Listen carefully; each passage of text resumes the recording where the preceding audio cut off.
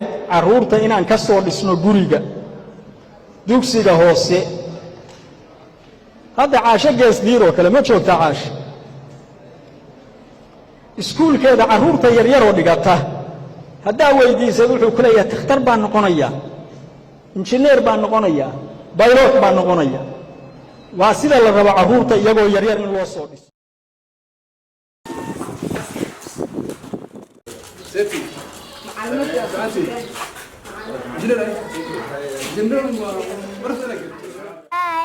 وبختم كتابك أرقى وبختم كتابك أرقى وبختم كتابك أرقى.